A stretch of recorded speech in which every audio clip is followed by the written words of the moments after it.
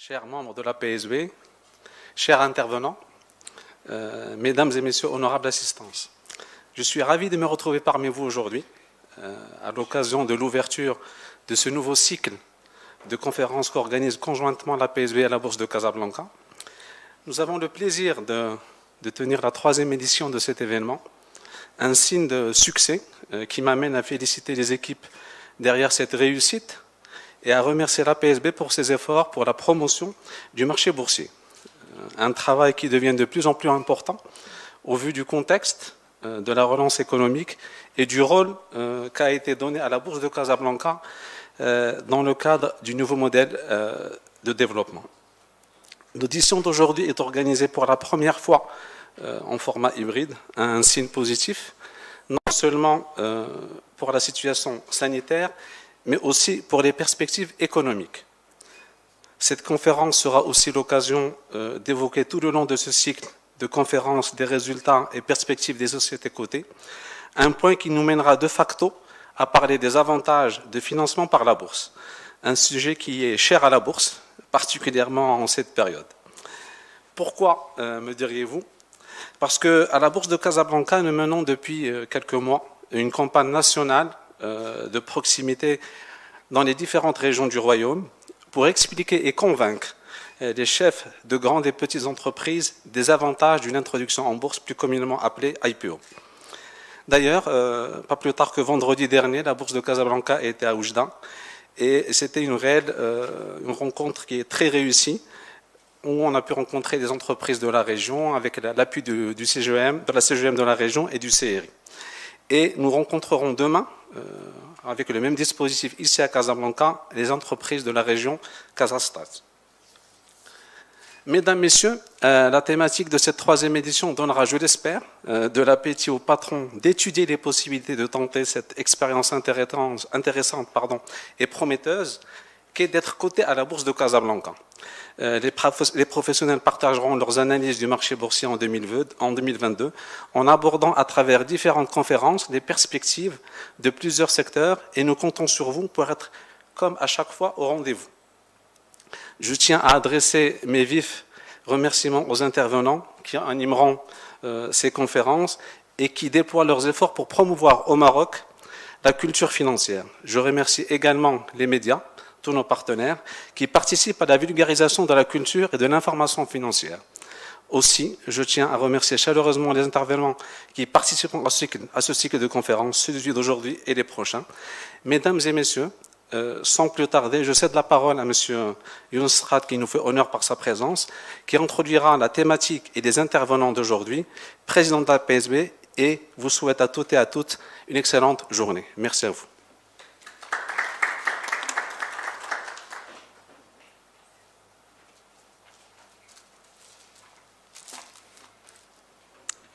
Merci, Monsieur Harbi.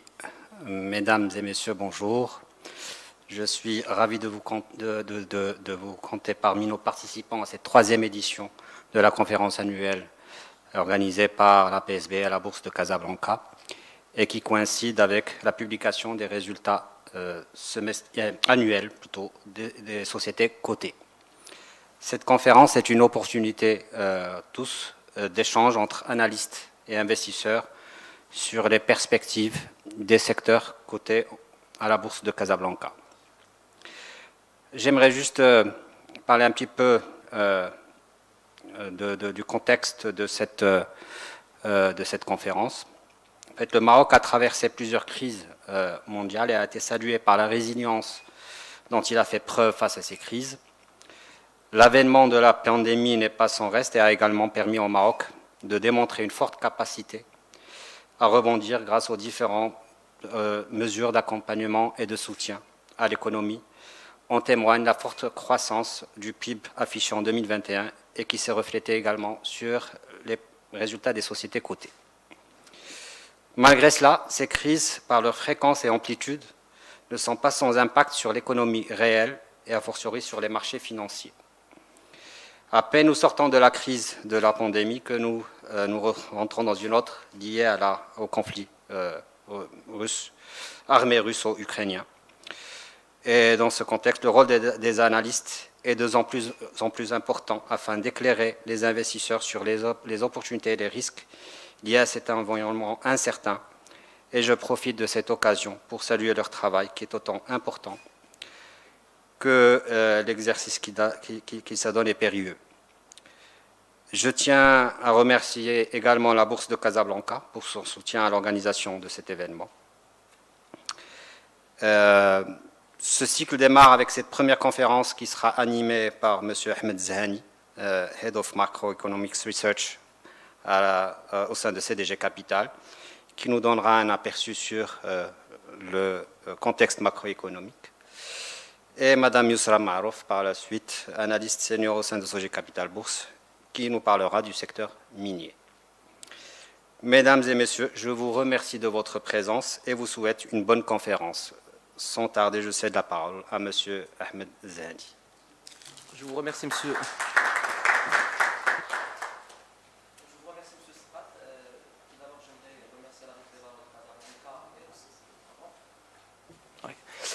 Je vous remercie, M. Sqat. J'aimerais remercier au nom de CG Capital et plus précisément CG Capital Insight, la Bourse des valeurs de Casablanca et l'association professionnelle des sociétés de bourse pour cette belle initiative et pour la continuité de ce cycle de conférences qui nous permet, nous, analystes, d'échanger entre nous, mais également d'éclairer la vision des opérateurs du marché sur les perspectives aussi bien de la Bourse des valeurs de Casablanca que sur le plan macroéconomique et sur le plan sectoriel et sur la partie taux.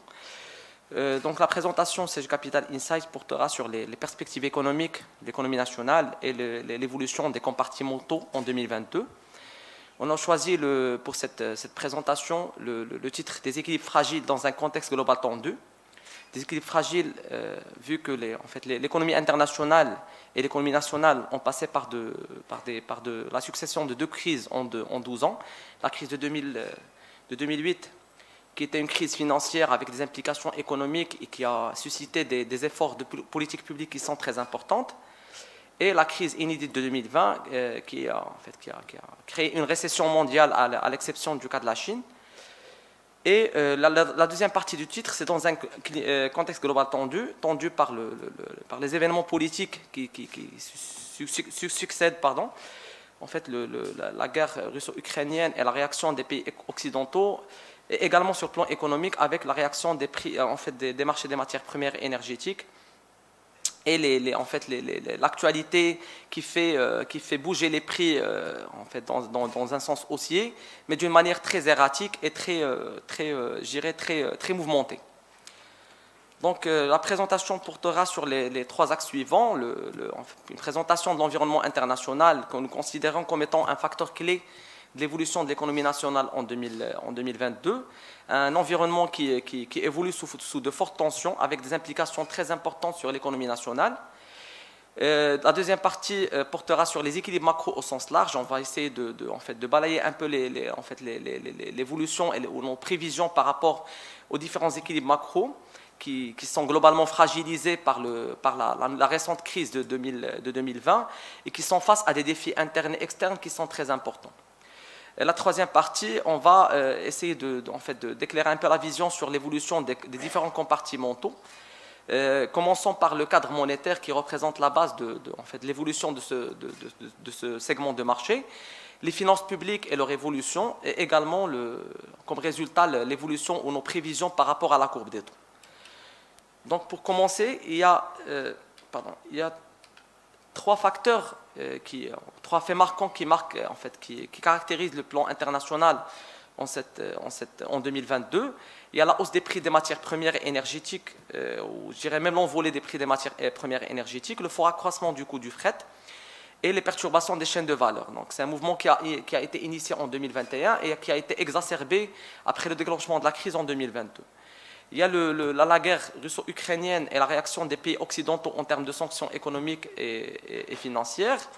Et le troisième point, c'est le resserrement des politiques monétaires face à une envolée de l'inflation, bien que le contexte reste quand même fragile avec une reprise pas assez solide.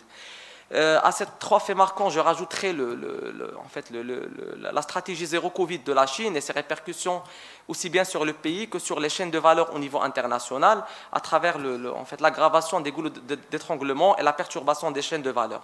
Donc, ce qui nous laisse croire que la conjoncture internationale reste quand même difficile et entourée d'incertitudes.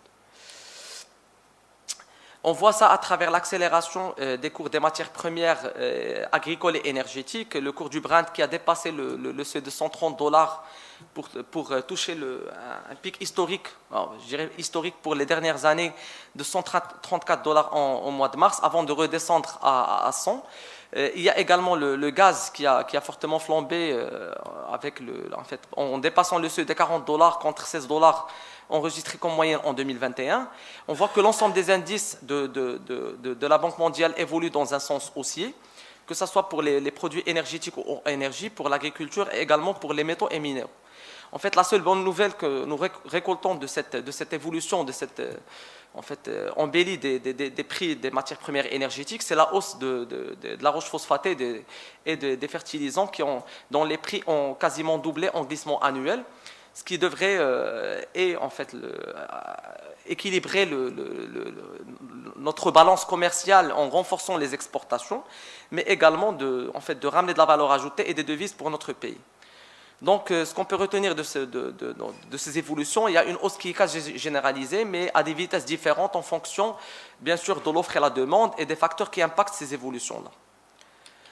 Il y a chez nos partenaires, comme je viens de préciser, une décélération de la croissance comme on le voit au niveau du 4e trimestre de l'année 2021. Il y a la croissance de la zone euro qui est passée de 2,3 à 0,3. Et pour l'ensemble des pays, on voit que cette décroissance, elle est quand même importante. On voit que pour certains pays de la zone euro, il y a une certaine persistance du taux de chômage à des niveaux relativement élevés, notamment pour le cas de l'Espagne qui reste à des niveaux qui dépassent les 12%, et pour l'Italie entre 9 et 10%. On voit également qu'à cause du renchérissement des prix des matières premières et énergétiques, mais également des perturbations des chaînes de valeur, on voit que l'inflation dans la zone euro devrait enregistrer un pic historique de 5,1% avant de redescendre. Et par réaction de la Banque centrale européenne, l'annonce de retour vers des politiques monétaires restrictives avec l'annonce de la fin du programme d'achat d'urgence contre la pandémie pour fin mars, l'arrêt du quantitative easing pour fin juin et l'annonce de hausse du taux directeur à partir du 2e semestre dans l'année 2022 a déclenché une tendance haussière des taux qui rend que les conditions de financement du Maroc au niveau international devraient se rétrécir. En résumé, ce qu'on ressort de ces évolutions au niveau international, on retient 3 facteurs clés qui devraient impacter l'économie nationale. C'est la hausse des prix des matières premières, des demi-produits et des énergies au sens large, le rétrécissement des conditions de financement à l'international, avec la hausse des taux des obligations des États de la zone euro, et le ralentissement de la demande étrangère adressée au Maroc. Donc ces 3 facteurs-là devraient impacter 4 équilibres macro. Il y a le ralentissement de la croissance économique, bien sûr, qui est lié à la demande étrangère internationale adressée à notre économie, le creusement du déficit commercial, la hausse de l'inflation et le rétrécissement des conditions de financement à l'international. Donc, à la lumière de ces évolutions au niveau international, on va essayer de voir un peu comment l'économie nationale devrait être impactée. En résumé, il y a des zones de risque à gérer en 2022. Il y a la sécheresse qui reste un élément clé. On reste quand même une économie agricole par la demande. Il y a le déficit pluviométrique qui est assez important, qui classe l'année parmi les pires années depuis des décennies. Même les dernières pluies de mars et avril, ils ont sauvé la mise, mais on reste quand même sur un scénario de baisse et de ralentissement, de baisse de la valeur ajoutée agricole et de production céréalière catastrophique, moins de 40 millions de quintaux. Il y a la hausse des prix généralisée, que ce soit au niveau international ou au niveau national, qui crée une inflation galopante. Il y a des déficits jumeaux qui sont fragilisés, en fait, le déficit public avec la gestion de la pandémie, particulièrement sur le plan social, et les déficits de l'équilibre extérieur avec la reprise des importations en 2021, et la masse monétaire qui reste quand même importante et en hausse continue et de plus en plus liquide. Il y a quand même des facteurs atténuants qui mitigent un peu, qui contrebalancent ces zones de risque. Il y a la consolidation de l'activité secondaire qui reste quand même, qui devrait se consolider en 2022. Il y a l'effet de base pour certaines activités tertiaires, notamment pour le transport et le tourisme. Il y a le niveau confortable des réserves de change, on reste quand même sur 6 mois et plus que 10 jours d'importation, ce qui est relativement confortable par rapport aux années 2013-2014, on est passé à des niveaux de moins de 4 mois d'importation. Des recettes fiscales qui sont en fait forte amélioration, voire même en dépassement des prévisions de la loi de finances 2022, et des conditions de financement qui restent quand même favorables pour les secteurs privés.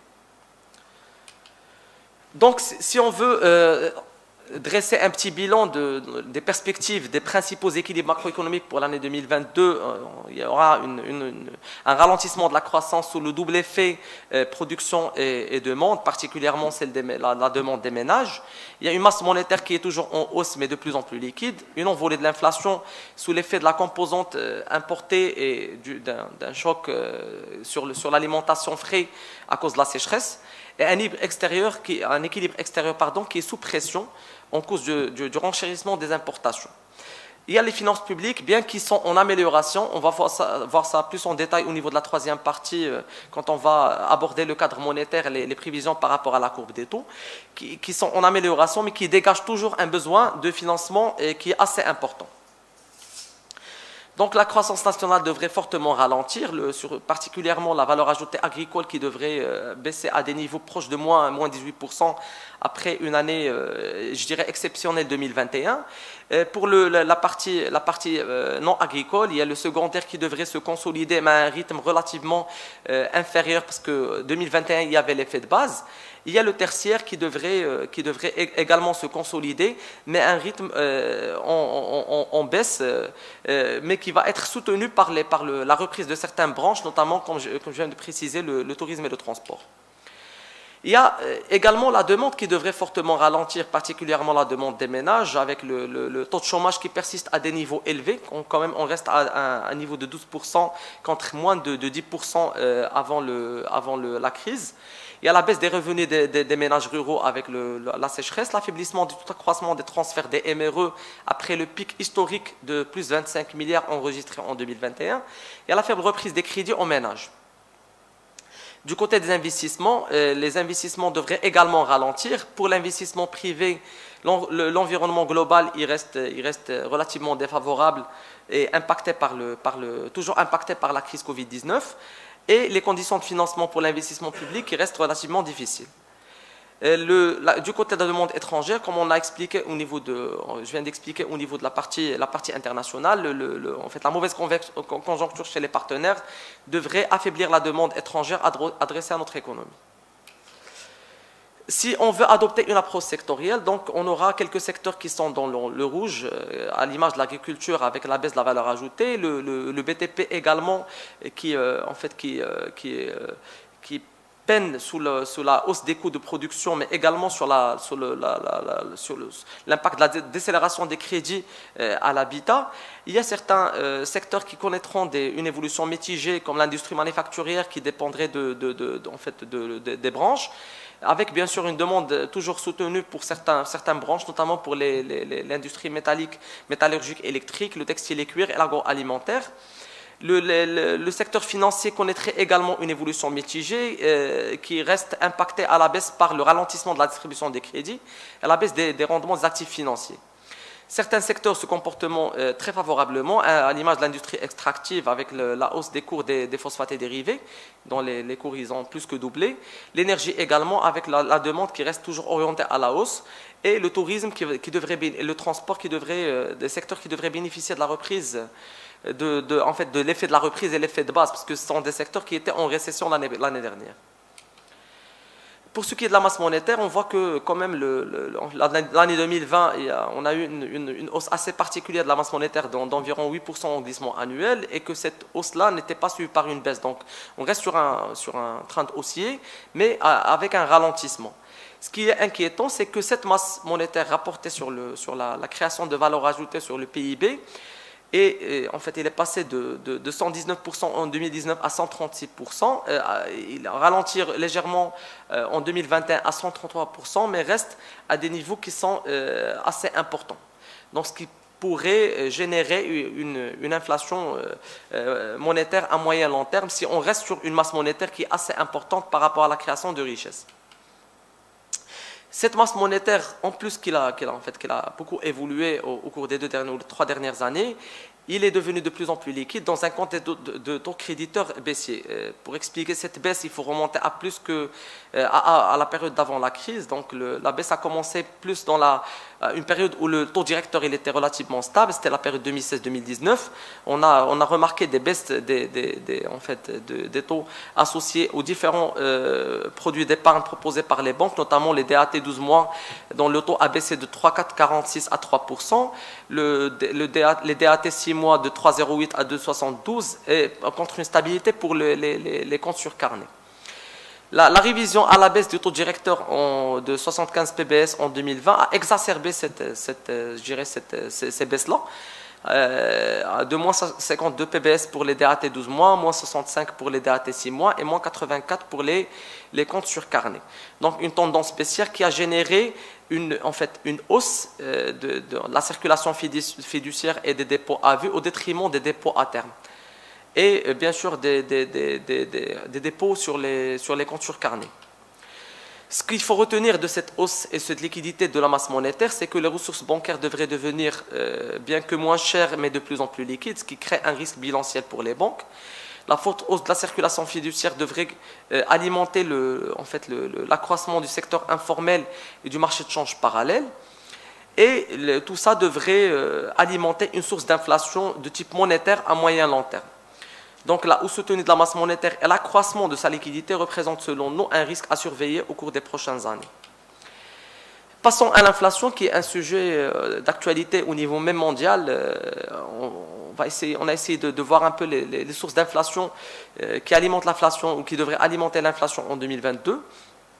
Entre les 5 types d'inflation, il y a l'inflation importée, l'inflation par les coûts et l'inflation d'offres qui drive l'inflation nationale en 2022.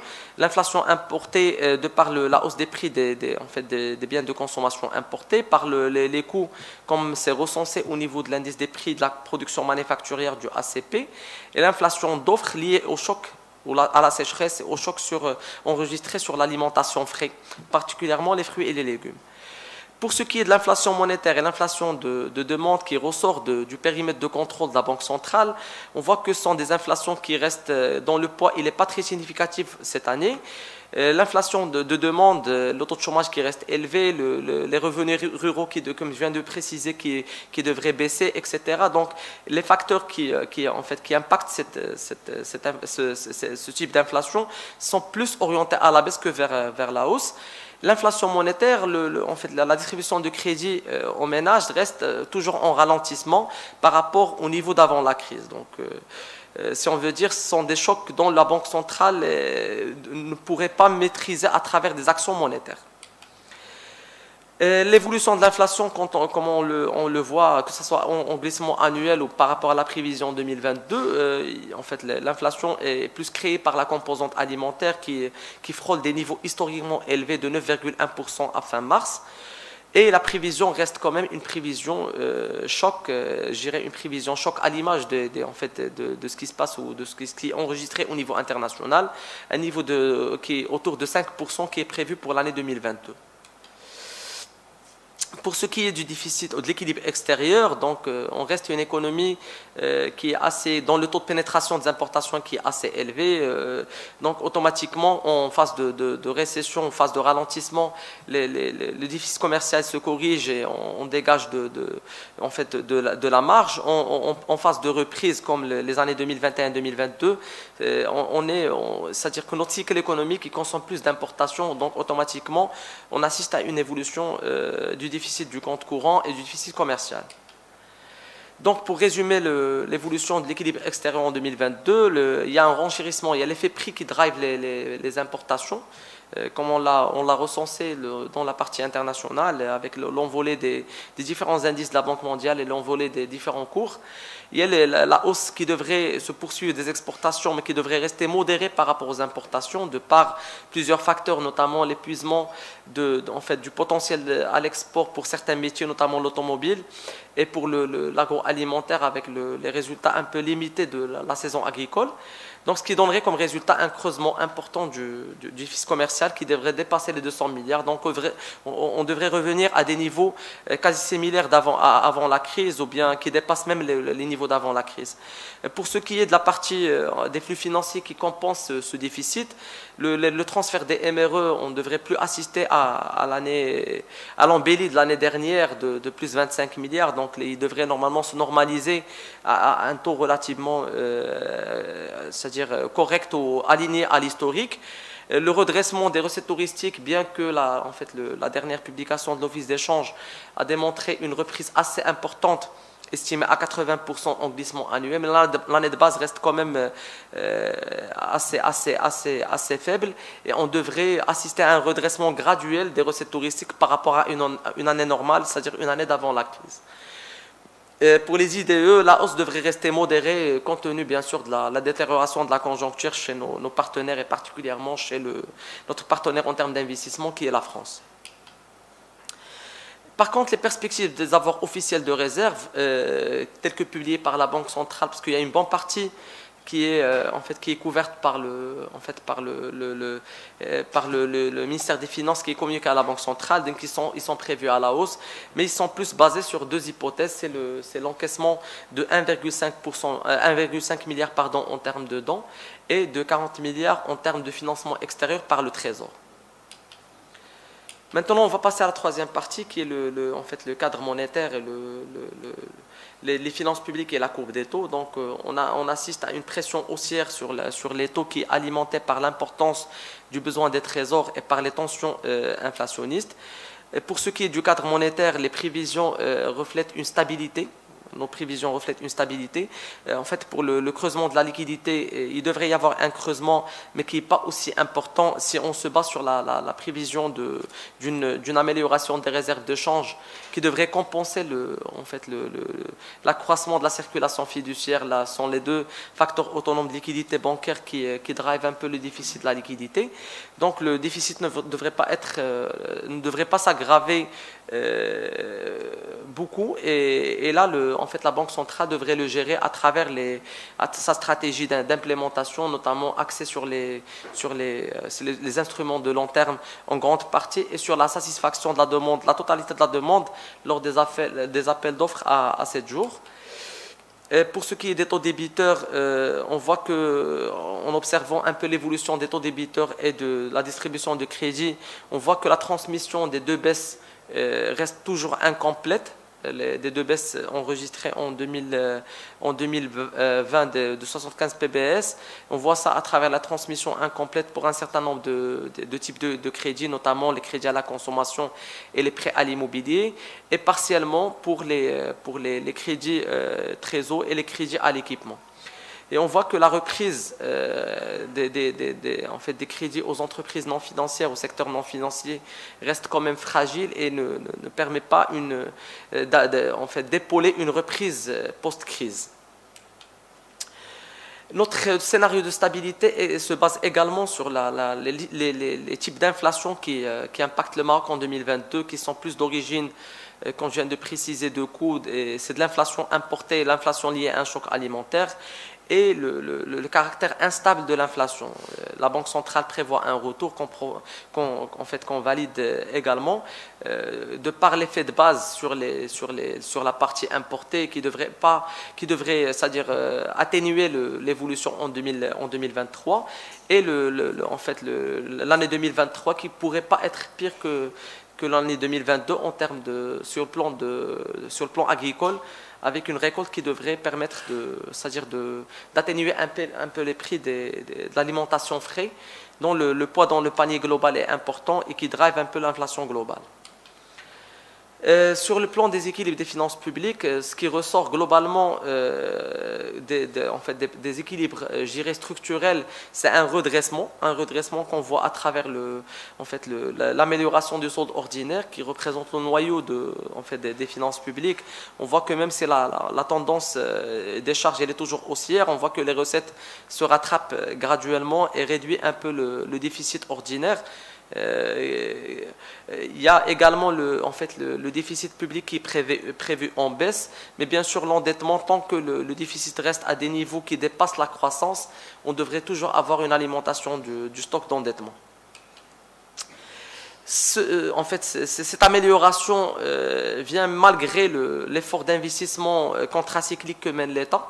On voit que le niveau d'investissement au cours des années 2021-2022 sont prévus en forte hausse et le taux de concrétisation, de réalisation d'émissions de ces investissements s'est fortement amélioré, surtout avec les nouvelles mesures adoptées dans le cadre de la loi de finances 2022, qui est celle d'annuler les reports de 30%, donc ce qui devrait mener vers une concrétisation totale des investissements, et également sur le déblocage d'un acompte de 10% pour chaque projet validé par le Conseil des ministres.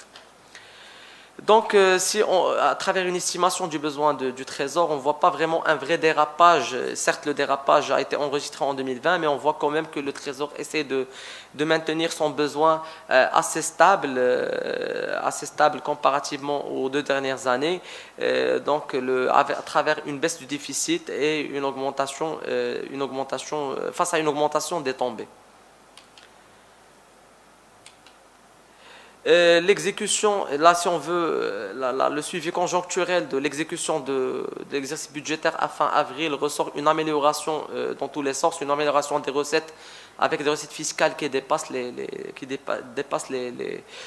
prévu, le déficit ordinaire qui s'améliore, les investissements qui sont en hausse, les comptes spéciaux du Trésor qui ont dégagé un excédent de 7,3 milliards à fin avril, le déficit public qui s'est corrigé à la baisse de moins 12,6 milliards et le besoin de financement qui a corrigé à la baisse de moins 24,3 milliards.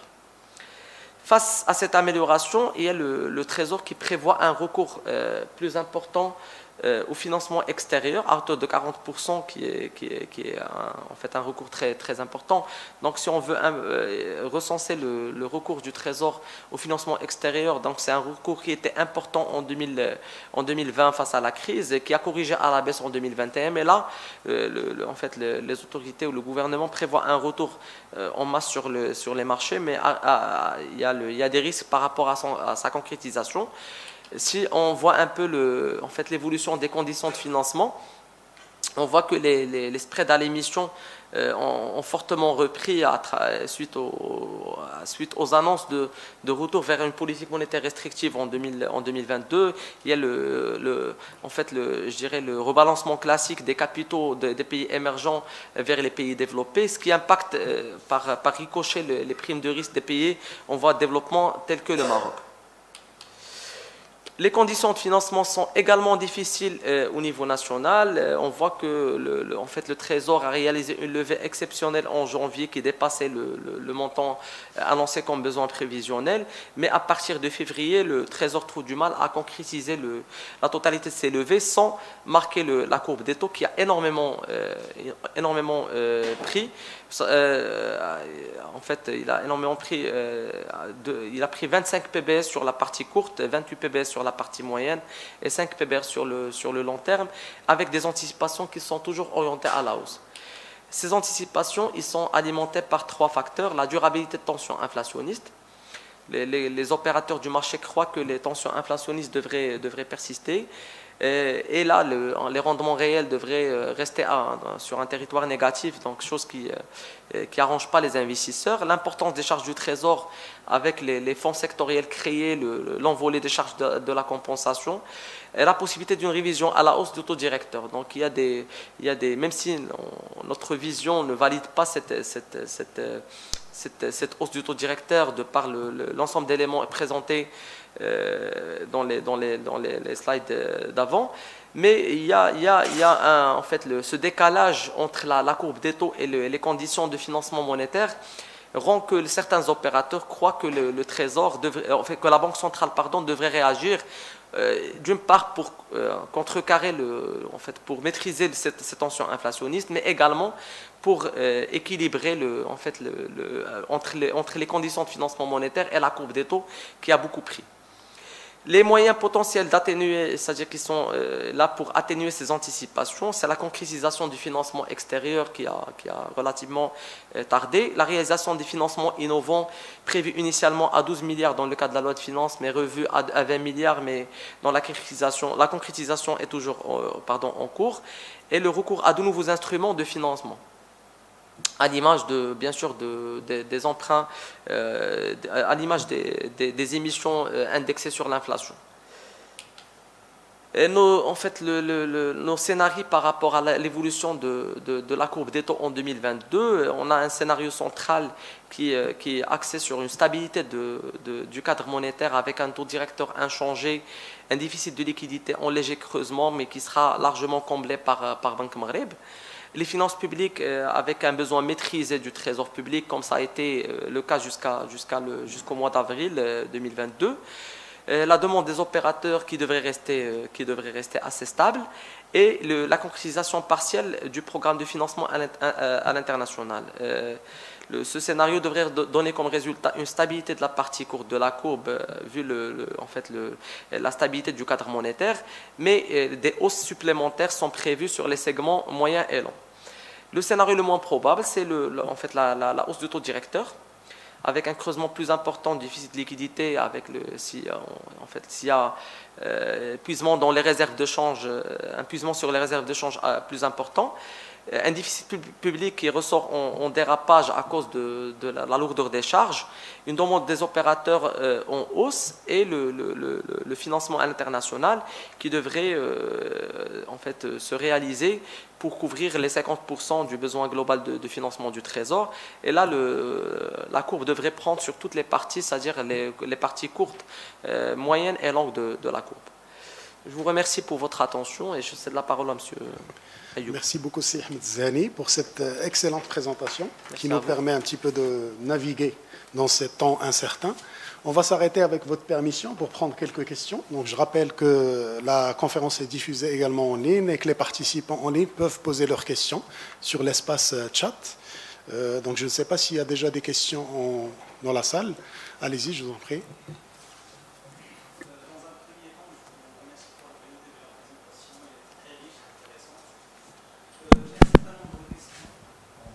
Si vous permettez. Donc, ma première question concerne l'impact du creusement des importations, en fait, ou bien du creusement du déficit du compte courant sur le déficit de liquidité.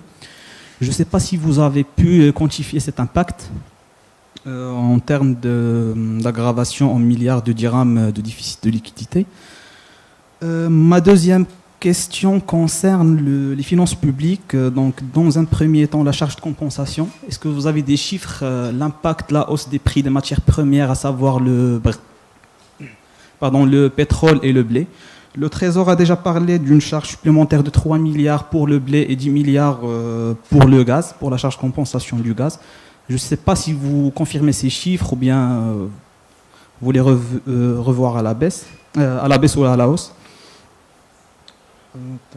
Donc, une autre question concerne toujours les finances publiques avec l'amélioration des recettes fiscales. Donc, on a constaté que l'IS s'est beaucoup amélioré en avril. Je ne sais pas si ça va continuer, si vous pensez que ça va continuer sur le restant de l'année. Et ma dernière question concerne les conditions d'exécution des financements à l'international du Trésor. Le Trésor la loi de finances parle de 40 milliards de dirhams de financement externe, dont une partie pour le remboursement de la tombée en décembre des 12 milliards de dollars.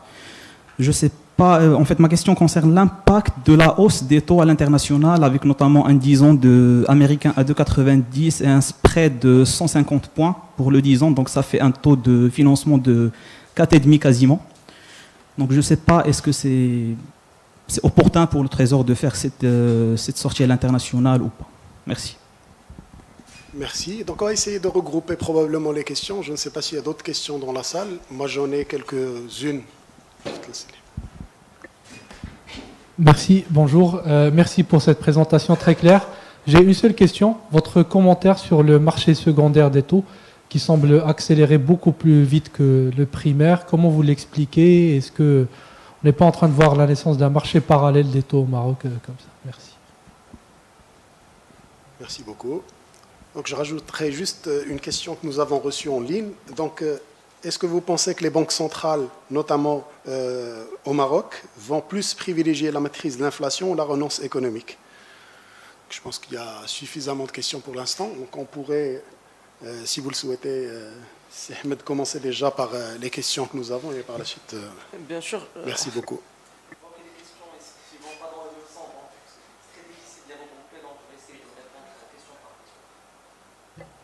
Je vais essayer de répondre question par question. Je commencerai par le déficit du compte courant et le lien avec le déficit de liquidité. Certainement, le lien il est direct entre les deux, mais ça passe par les réserves de change. C'est-à-dire que le déficit du compte courant, ça reflète un peu l'évolution du déficit commercial, de l'évolution des IDE, des transferts des MRE et des recettes nettes touristiques, mais il y a une partie qui est le financement du trésor, et il y a une partie qui est tout ce qui est investissement en portefeuille, etc., qui est une partie invisible. Donc bien sûr, si les réserves de change s'améliorent comme prévu par la Banque centrale, parce qu'ils ont accès à une visibilité plus large et plus profonde par rapport à cet agrégat-là. Je pense que le déficit devrait s'atténuer.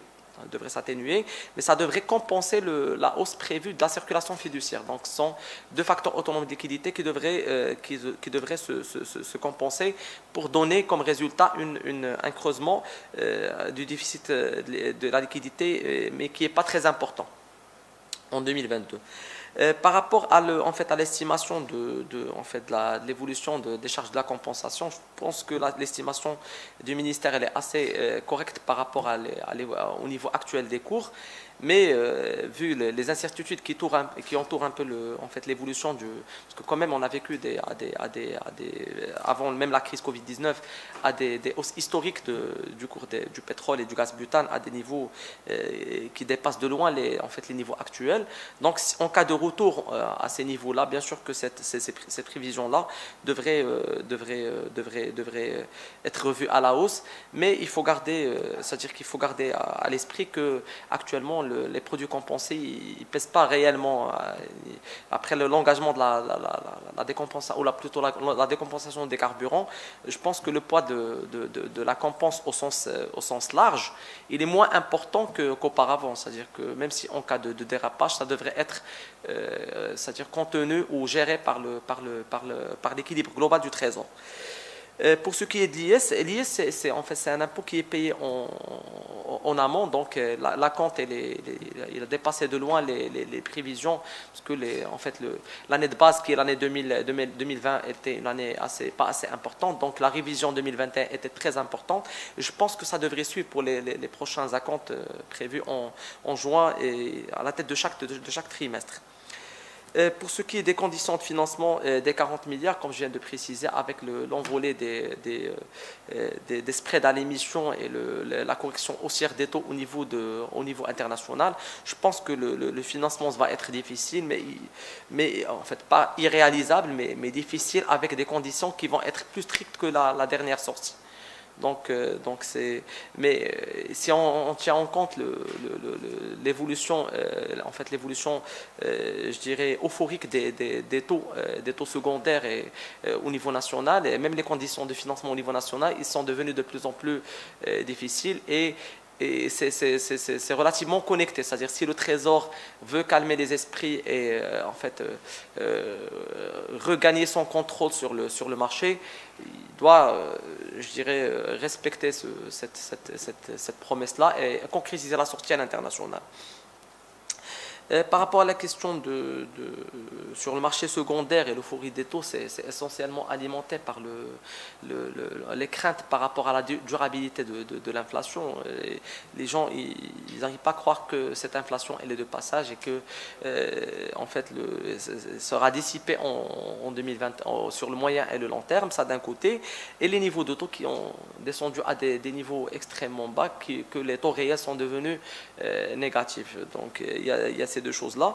Il y a par rapport à l'équilibre du trésor, en fait, les opérateurs croient que les besoins du trésor ils sont assez importants et que ces conditions de financement à l'international sont devenues de plus en plus rigides, ce qui renforce ou ce qui leur laisse présager que le trésor il n'a pas de choix que de valider les hausses. C'est pour ça qu'il y a une déconnexion entre le marché secondaire et le marché. On a vu la dernière séance d'adieu comment le trésor il a validé des hausses assez importantes pour aligner un peu la courbe primaire sur la courbe secondaire, et on voit que les opérations hors cote également qui sont en déphasage par rapport à la courbe secondaire actuelle. Donc les anticipations elles sont toujours haussières et dans l'attente d'un rebalancement aussi bien de l'inflation que de la situation du trésor et de ces moyens de financement alternatifs.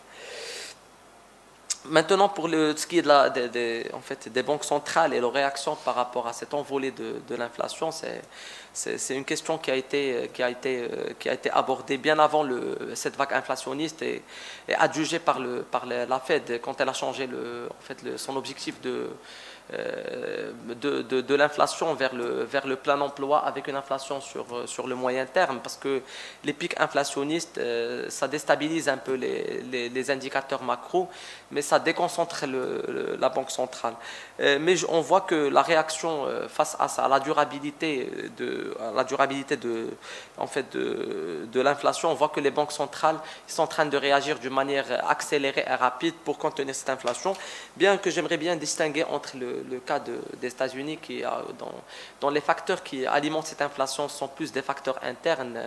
Les stratégies de relance ou les politiques de relance étaient plus intenses, plus orientées vers la consommation. Ça a créé une surchauffe économique. On a vu ça à travers la correction à la baisse du taux d'emploi qui est baissé de 8% en 2020 à moins de 4%. C'est 3,6 le dernier chiffre d'avril. Donc il y a une certaine surchauffe, contrairement à la zone euro où les facteurs plutôt qui impactent cette inflation sont plus des facteurs exogènes. Donc c'est pour ça qu'on voit un déphasage en termes de déclinaison des politiques monétaires. La Fed qui a rapidement réagi par une des hausses des taux directeurs, la dernière hausse de 50 PBS, contrairement à la BCE qui a préféré de patienter, de fermer les robinets graduellement en mettant fin d'une manière graduelle à ces programmes de rachat avant de commencer à relever ces taux directeurs. Que certains économistes croient même qu'il ne peut pas être durable de par les conditions économiques un peu difficiles au sein de la zone euro comparativement aux États-Unis. Je pense que j'ai apporté des éléments de réponse à la question. Absolument. Merci beaucoup, Sidi Ahmed Zehani, de CDG Capital Insights. Donc, avec votre permission, nous allons passer à notre couverture sectorielle, commençant par le secteur le plus performant de la bourse de Casablanca, et c'est une coïncidence de programmation. Donc, c'est le secteur minier qui affiche depuis le début de l'année une performance de plus de 30%. Donc, c'est de loin le plus performant de la bourse de Casablanca. C'est un secteur qui comporte 4 valeurs, qui totalise une capitalisation boursière autour de 27 milliards, on va dire, et qui a enregistré un volume de 110 millions de dirhams depuis le début de l'année, donc à fin avril. Donc, sans plus attendre, je vais donner la parole à Madame Yousra Marouf, qui va nous éclairer sur les perspectives et les performances du secteur minier, en tout cas les valeurs qui le composent. Merci beaucoup. Je te remercie, Ayoub. J'en profite pour remercier la Bourse de Casablanca et la PSP pour l'organisation pour cette belle initiative. Sans plus tarder, on rentre dans le vif du sujet. Donc, alors, le secteur minier. Je vais commencer par le titre parce qu'il est un peu atypique. Donc, la conflictualité des intrants face au super cycle des métaux. Je rebondis sur ce qu'a dit M. Zehani. Donc on est dans un contexte, dans une situation qui est très complexe, avec une hausse des prix de l'énergie, des matières premières plus généralement, et avec un super cycle des métaux qui ont profité aussi du contexte des taux obligataires extrêmement bas. Ceci pour les métaux précieux, qui sont des valeurs refuges, je pense notamment à l'or, et puis pour les métaux de base qui ont su tirer profit de la reprise économique post-Covid et donc qui ont vu leur cours s'envoler. Tout d'abord, contextualisons les choses. Le début de cette année a laissé déjà paraître les premiers signaux du début d'un super cycle, on va dire d'un second super cycle pour les métaux précieux, avec l'accroissement aussi bien de la demande qui est liée à la forte reprise de l'activité économique. Donc là, ça va plus impacter les métaux dits industriels ou stratégiques, aux efforts de transition énergétique, je pense notamment au cuivre, au cobalt, et puis aux premiers signes d'une inflation préoccupante pour les investisseurs. Tous ces éléments viennent s'ajouter ou se voient exacerbés par le conflit en cours en Ukraine. L'ensemble de ces éléments viennent amplifier la tendance haussière ou ce super cycle-là qui était déjà entamé depuis la pandémie, depuis la crise sanitaire, et porte les marchés à un niveau d'incertitude encore plus important. Si on rentre plus dans le détail, le prix des matières premières, il subit notamment l'impact d'éléments qui sont inhérents à ces matières-là, à savoir un niveau de stockage bas, surtout pour le gaz et le pétrole, et de l'autre côté, une demande non industrielle, une demande spéculative émanant des ETF, qui faisant face à cette conjoncture inflationniste, ont voulu calquer leurs revenus aux hausses des prix des métaux et des matières premières, ce qui n'a fait que soutenir encore plus la demande et de ce fait les prix dans un mouvement de spirale. Encore une fois, pour rebondir sur ce qu'a dit M. Zehani, l'ensemble des analystes s'accordent pour dire qu'aujourd'hui, la majorité des scénarios de croissance, et d'ailleurs ça a été le cas aussi des grandes institutions internationales, revoient à la baisse leurs prévisions de croissance et on est beaucoup moins optimiste sur ces prévisions-là. Alors juste un petit commentaire sur les deux graphes. Comme vous pouvez le voir sur le graphe à gauche, depuis le début du conflit en Ukraine, les métaux, aussi bien les métaux précieux que les métaux de base, se sont envolés. Contrairement à la tendance du MASI, ce qui confirme que ces métaux-là constituent des valeurs refuges en période de crise et d'incertitude. Sur les valeurs minières de la place Casablancaise, on a aussi là une tendance contracyclique, principalement des valeurs Managem et CMT. Voilà. Alors, nous avons trois scénarios par rapport à cette crise ukrainienne, russo-ukrainienne. Un premier scénario que nous allons écarter assez rapidement, qui est la désescalade, en quelques semaines. Le conflit dure déjà depuis quelques mois. Un accord de cessez-le-feu serait conclu entre la Russie et l'Ukraine et une levée progressive des sanctions US-Occident. Le scénario 2, on est en plein dedans et on s'oriente plus vers le troisième scénario, le plus catastrophique. Sur ce scénario-là, on aurait un conflit qui persiste, une guerre prolongée, et la Russie devient de plus en plus isolée. Avec des sanctions, des restrictions supplémentaires sur le commerce extérieur avec la Russie, des interdictions qui soient implicites ou émanant d'un certain nombre d'entités occidentales, de grands groupes qui s'auto-censurent, qui s'auto-interdisent de trader avec la Russie pour des raisons notamment d'image, de réputation. Et puis la Russie qui réagit en coupant l'approvisionnement des exportations de carburant, de minéraux vers l'Occident. Donc c'est un scénario qui s'apparente à ce qu'on voit aujourd'hui, avec notamment la Russie qui demande à être payée en roubles pour approvisionner les pays européens en gaz, en pétrole. Le troisième scénario, donc le plus catastrophique, serait donc un scénario où le conflit s'intensifierait et qu'on aurait une Russie encore plus isolée, donc avec des institutions russes, donc les institutions bancaires qui soient éjectées du système mondial de messagerie financière SWIFT, des exportations confrontées à des perturbations majeures de combustibles de minéraux, parce que jusqu'à présent l'embargo n'a pas touché le pétrole et le gaz, donc soit en raison d'interdictions émanant des pays occidentaux, soit parce que la Russie, elle coupe les vannes.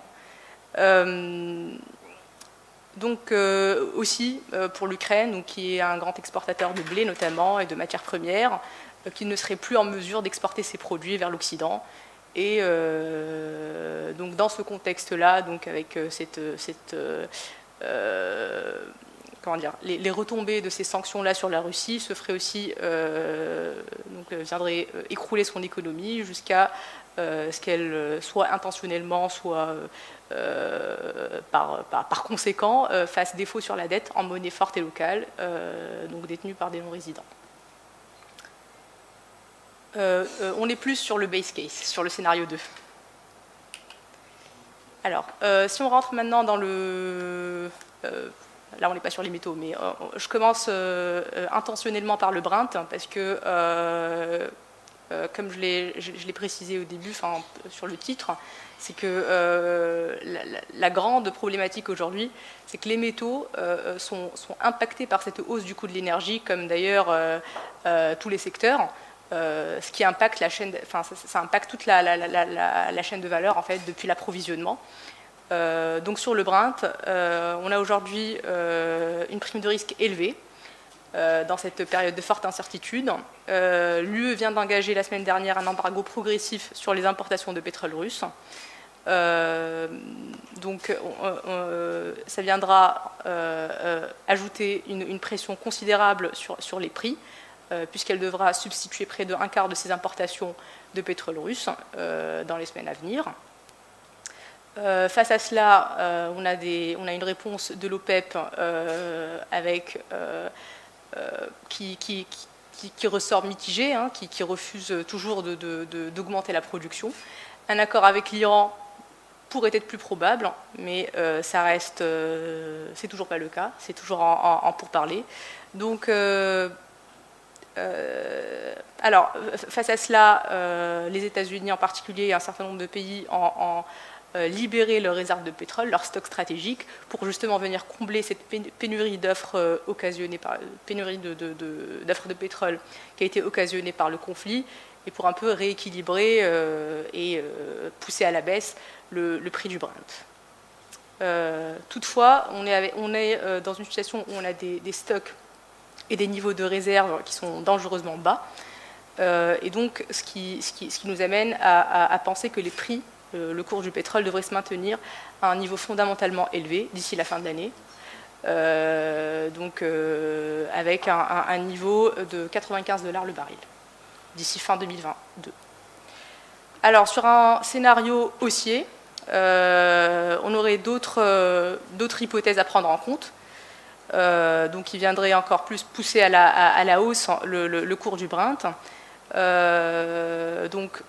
En plus des stocks bas de l'OCDE, de la faible capacité de réserve de l'OPEP, on a les sanctions iraniennes qui ne sont toujours pas levées, les interruptions de production dans un certain nombre de pays qui sont en guerre, en conflit, notamment la Libye, des politiques de développement durable qui sont plus agressives, donc on se tourne avec cette volonté, cet engagement d'un certain nombre d'économies avancées vers la transition énergétique et donc les énergies renouvelables.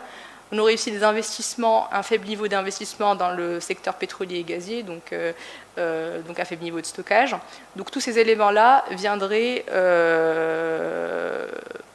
viendrait mettre plus de pression à la hausse sur le cours du Brent, et on le verrait dans les 150 $ d'ici fin 2022. Dans un scénario plus baissier, on serait dans un scénario de récession mondiale. Donc, au vu de cette pression inflationniste, les banques centrales devraient relever leur taux directeur, et donc on serait pour calmer justement cette surchauffe économique. Et ceci couplé donc à un cours haussier du Brent, on verrait la demande baisser. Aussi, cette récession, elle pourrait être induite par le prix du gaz ou de l'énergie, parce que la hausse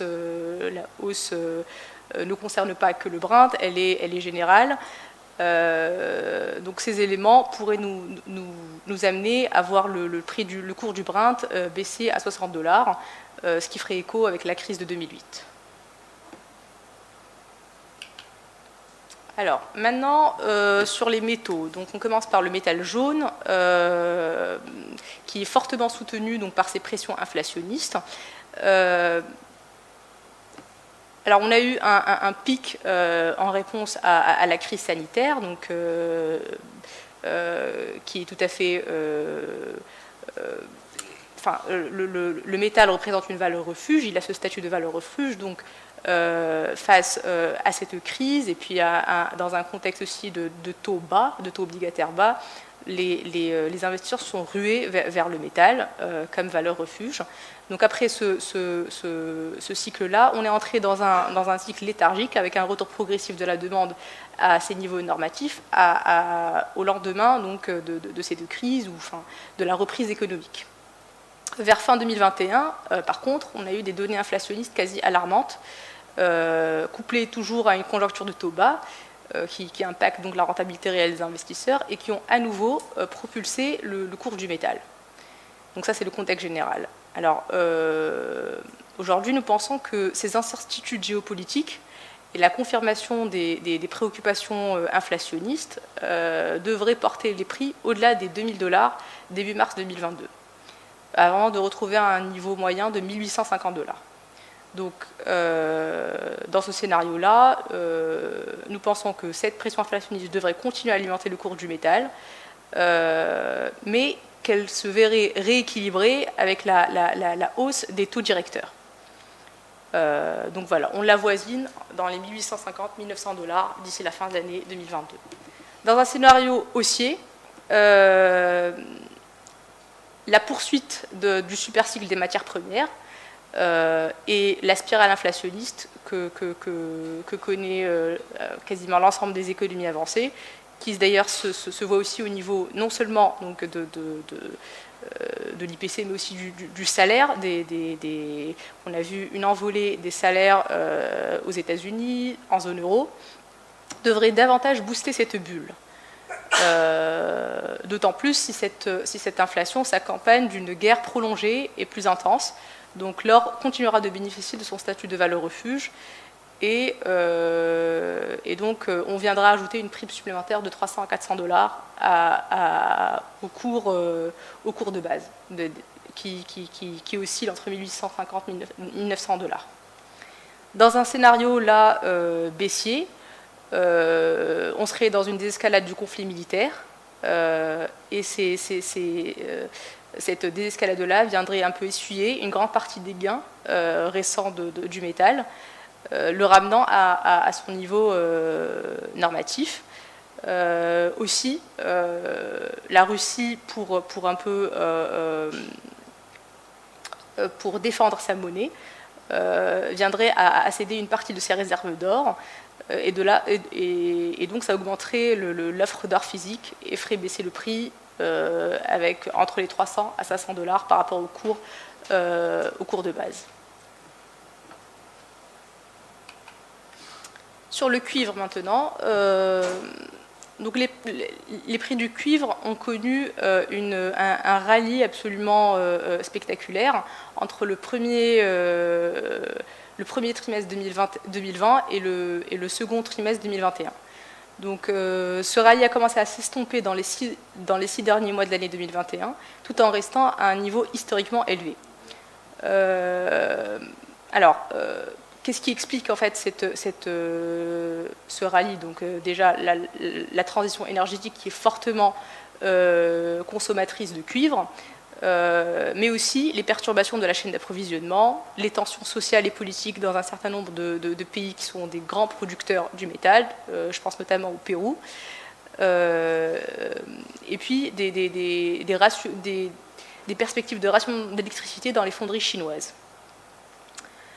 Alors maintenant, pour nos prévisions, donc nous pensons qu'avec l'avènement de la guerre en Ukraine, toutes les perspectives baissières du prix du cuivre sont à écarter, parce que la Russie, en tant que producteur d'énergie, et non pas du métal,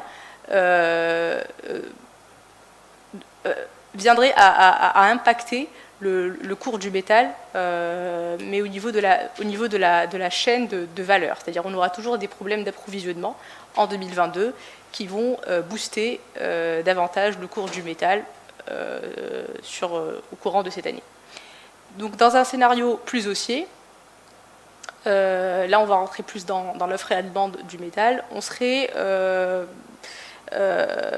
va plus prendre en considération ou s'attarder sur les perturbations sociales dans un certain nombre de sites de production en Amérique du Sud, notamment au Chili, au Pérou, donc qui viennent baisser ainsi l'offre minière du métal. Du côté de la demande, celle-ci devrait s'intensifier, donc sur fond de poursuite des investissements dans les énergies renouvelables, le photovoltaïque, à forte intensité de cuivre. Un schéma plus baissier, le cours du cuivre, tout le monde s'accorde pour dire qu'il est fondamentalement très élevé par rapport à son niveau normatif, donc boosté par l'ensemble des drivers que nous avons précités. Par contre, du coup, dans un scénario de récession et avec une forte pression inflationniste, on aurait un choc sur les matières premières qui devrait s'aggraver, et donc les consommateurs vont plus se limiter à des produits de première nécessité, notamment l'essence, le chauffage, l'électricité, et viendraient à délaisser tous les produits qui sont justement les produits les plus consommateurs du métal, notamment les produits électroniques. Et ça viendrait impacter donc à la baisse le cours du métal. Alors, rapidement, donc, nos principales prévisions sur l'USD-MAD et le reste des métaux. Donc, les analystes s'accordent à penser que l'USD-MAD devrait continuer sur son envolée, attisé par la politique déflationniste de la Fed, donc un relèvement du taux directeur de 50 PBS, et avec au préalable l'arrêt progressif du rachat obligataire, donc du quantitative easing. Sur l'argent, là aussi, on est sur une tendance, un maintien de la tendance haussière. Donc l'argent l'argent, c'est en même temps une valeur refuge et un métal industriel, donc une valeur refuge qui est fortement corrélée au cours de l'or, mais aussi donc un métal utilisé dans l'industrie qui subit aujourd'hui un fort déséquilibre entre l'offre et la demande, parce qu'on a une production qui ne suit pas le train d'haussier de la demande, et ce qui favorise davantage le cours du métal. Donc pour 2022, nous continuons de prévoir à la hausse le cours du métal, donc stimulé notamment par les besoins des secteurs tels que le photovoltaïque, les produits électriques, électroniques, le secteur automobile, le secteur des télécoms, avec le déploiement de la technologie 5G, et puis alimenté aussi par la persistance des problèmes de la chaîne d'approvisionnement et la hausse du coût de l'énergie. Sur le cobalt, là on a plus une tendance baissière du cours. Alors, il s'agit d'un métal stratégique qui bénéficie certes d'une forte demande, notamment pour le marché des batteries. Une demande importante aussi pour le secteur aéronautique et aérospatial, qui a donc connu un solide redressement.